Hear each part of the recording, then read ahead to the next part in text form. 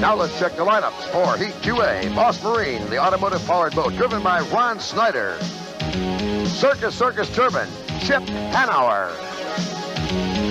Jeff presents Mr. Pringles with Scott Pierce, and they will be the only three boats in this field. The Dollhouse and the Cooper's Express have scratched because of engine problems. They're coming down the back chute to come around for the start of Heat 2A. Look at the Jeff presents Mr. Pringles near the shoreline. He's going to take a wide start for Scotty Pierce. Lane number 1 is the Circus, Chip Hanauer. Lane number 2, the U9 Boss Marine, Ron Snyder. And lane number 3 on the outside, the U8 Mr. Pringles, Scott Pierce. You heard the gun go off to start Heat 2A. Right off the bat, it's going to be the pink boat, the Circus on the inside to the right of your screen.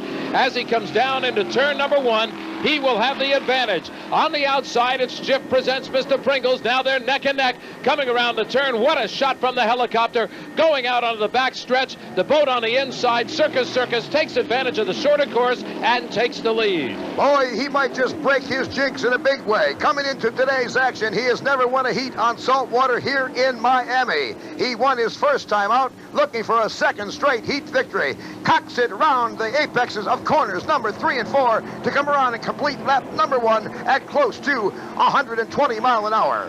Chip Hanauer with a good ride in the Circus boat. This is a pretty new crew that he's assembled, new guys working together, so he's happy about the way the boat's running. There's Mr. Pringles running in second place. Scott Pierce, he's got to be kind of happy with that at the moment because the engine seems to be working well for him. You'll remember in the first heat, he went out early with compression stall. 120.771 for Chip Hanauer in the Circus. I'm hearing a burble in the Mr. Pringles. He has the same problem he had the last time out. Started fast down in lane number 1, and all of a sudden starts to lose engine power. He may just sit in the second place. He'll need the points to get into the final. There we see the Mr. Pringles boat. It is operating all right as far as its speed is concerned, but as Jim mentioned, there seems to be a little bit of compression stall building up again in that engine, and as we heard from the crew chief for Mr. Pringles, that's the kind of thing that indicates salt has gotten into the engine. Meanwhile, this boat, the Boss Marine Sports, Ron Snyder, out of Piqua, Ohio, is staying in third place and holding it in there. He's going to take a Sunday afternoon ride and get his points if he possibly can. I'll tell you how much trouble the Mr. Pringles has. The Boss Marine automotive power driven by Ron Snyder is going to challenge for second. Pringles has slowed way down as Ron Snyder takes his boat way wide to keep the RPMs up. He's going to come down and challenge for second place. Thus far, the only turbine boat to have real problems as far as the salt water is concerned has been the Chip presents Mr. Pringles, and sure enough, as he slows down, there comes the Ford-powered automotive boat, Ron Snyder and the Boss Marine, and he takes over second place. Look at him hanging out on the hook as he goes around the turn. That second rooster tail is off the big skid fin on the left side of the boat. There's a great shot of that skid fin grabbing in there when the boats are on the turn. That is all that is holding the boat on the water. Now he straightens it out on the back stretch and continues to push those Ford engines forward.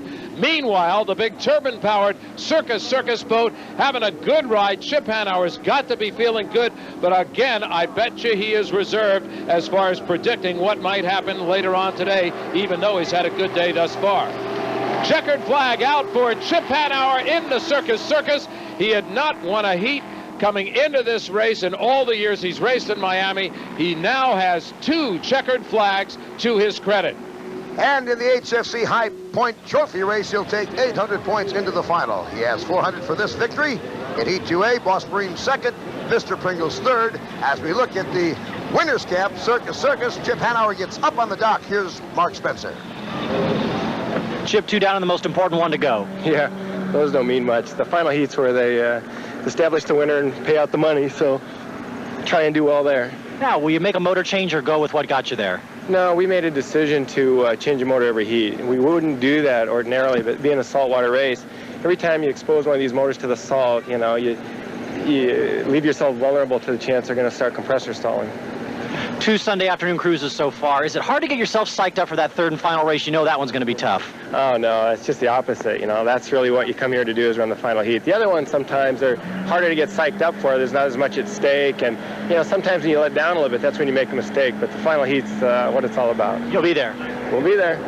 And to get to the final heat, a boat must be in the top 5 as far as points in the 2 heats that have run before it. And there you can see the scoring system that is used for the Unlimiteds. Second place for 300 points in the last heat was Ron Snyder. Jim's with him now in the pits. Ronnie, it has to be some kind of a different ride from last year. Oh, it's totally different. You know, it's a new boat for me because it's a new builder that built it. It's not a Ron Jones hull. It's a John Steinecker hull. It's got 2 of them motors set in the back instead of 1 aircraft engine. It's got 2 big Ford sitting back there. It's totally different. But the more I get in it, the more that I think I'm going to like this thing. Do you think automotive power could be the way to go in the future? Well, Jim, everybody keeps saying that's the only way in the future because all the aircraft stuff's going to be hard to come by, and you know, the Allisons, the Rolls, the Merlins, and the Griffins, the turbines seem to be tightening up on them too. And hey, what's left is automotive. And when we come back, we'll determine the final berths in our championship run from Miami.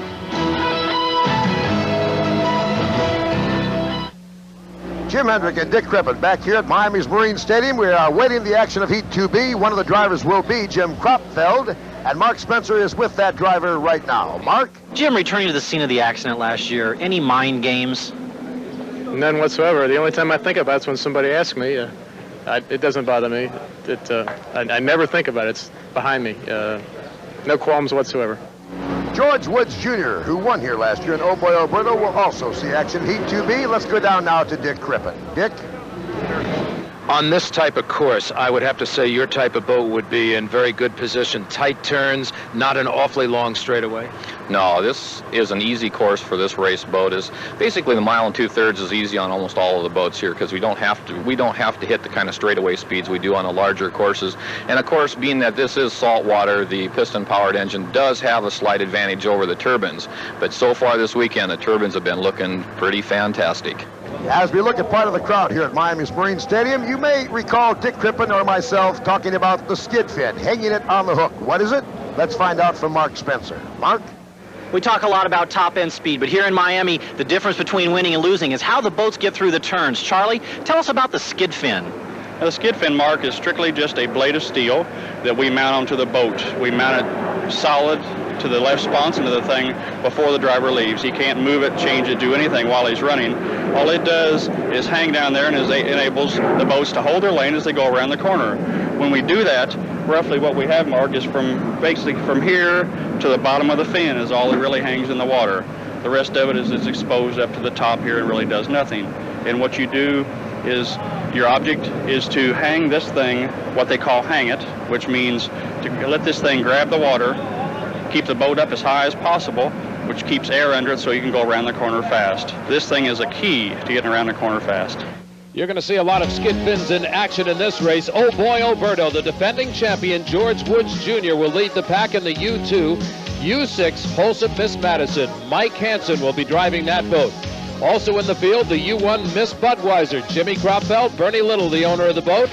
And rounding out the field, the Winston Eagle, the U10, Larry Lauterbach, the driver, Steve Woomer, the owner. Let's look at the boats as they come around the turn to take the start. And another problem, Winston Eagle will not start. They have not solved the saltwater problem for driver Larry Lauterbach. So problems for the Winston Eagle. Miss Budweiser right up in front of the pack now, trying to take it away. George Woods in the Oh Boy Alberto is moving in lane number 1.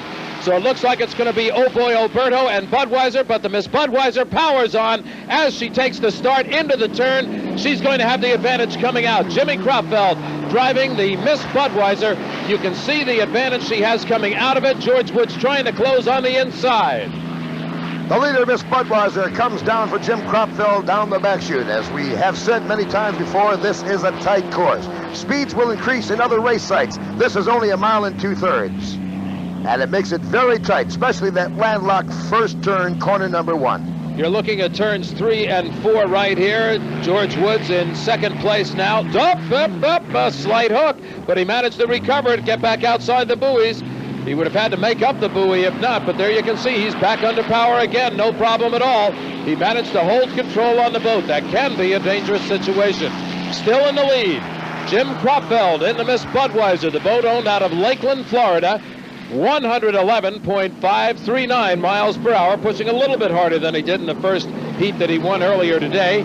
George Woods riding in second place. He is still on the inside. Now, the Budweiser must give at least 3 to 5 boat lengths before he can cut back in to the inside groove. But I think at this point, Jim Kropfeld's very confident in the way the boat is handling, and he is staying in lane number 2. We have not seen too many lane changes in the last couple of years since the speeds increased, because they respect each other. They can maintain their lanes and also keep their speed up. And I think people have to understand, Jim, how powerful that rooster tail is. You and I have referred to it so many times as being 7 tons of water coming off the back of that boat. So the boats literally can ride on it like they would on regular water. Now we've got a battle going. You can just see the spray off the rooster tail of the Miss Budweiser as Oh Boy Alberto's trying to close him down. Budweiser slowed it down to 106.956 miles per hour. George Woods said, all right, you want to play the game? Let's play it. And he's closed him on the inside. Look at George Woods Jr. on the inside of the Miss Budweiser, trying to pull him coming out of the turn. Bernie Little watching from on high, saying, Jim, find a little more power if you can. As they come down the back chute, almost side by side, George Woods, winner of this event last year, has the advantage. And now it's the Budweiser taking over again as they skid around on that skid fin we talked about. They hang it on the hook. That second rooster tail comes up. What a beautiful sight with the skyline of Miami in the background as they come down past the Marine Stadium. The spectators see this view once again. Budweiser just nosing in front on the straightaway. A reminder to those of you watching for the first time, like any other type of oval racing, in this case, the boat on the inside is running a lesser course, but because he's running it so tight, he's got to slow down a little bit more on the turns. In actuality, the Budweiser may have an advantage there because he can keep his RPMs up. Third place is the Hulset Miss Madison. Mike Hansen, the driver of that boat, very happy to let the 2 front runners try to battle it out up there. He says, if one of them breaks, I move up a position. I'll take it for now, save the equipment for the final heat later today. The last lap by Oh Boy Alberto was 115.040. That's the fastest lap of the heat. So while riding in second place, he still had the best time around the course and has closed the gap. And that will always happen when you have 2 front runners up there. They'll challenge each other and force themselves to run a little bit faster. It's a good race for the front positions. There you see the aerial view again, and the Miss Budweiser holding in the wake, and now has changed position a little bit, moved a little more to the inside of the course, so the water has changed on the Miss Budweiser. That's another thing to remember in unlimited racing. It's a water course, so the water constantly changes. Budweiser coming home to take the checkered flag. You can see the crew down there a moment ago as they cheered Jim Kropfeld in. Jimmy has got to be feeling good now. He's got 2 checkered flags to his credit today. There's your final results. Miss Budweiser, Oh Boy Alberto in second, Miss Madison, Winston Eagle did not start. Let's go to the pits. Ron, down at the other end of the pits, the Circus guys are changing engines, getting ready for the final. What about in the Budweiser camp? Will you put fresh power in? Yes, that was always in the plan for the day, and we ran this engine for the first 2 heats with absolutely no compressor stalls. We really feel our system is working quite well. But the original plan was to put a fresh engine for the final, and we'll start doing that as soon as it hits the trailer. Jim, boat ran perfectly, but you had a problem with your cool suit. The boat ran very well. The guys really did a good job of getting it ready, and when I got in there and hooked my cool suit up and turned it on, nothing happened. And we tried to get it working, but there must have been something blocked on my end of it around my body, so I ran without anything, and it was, after about the 3rd lap, it was really miserable.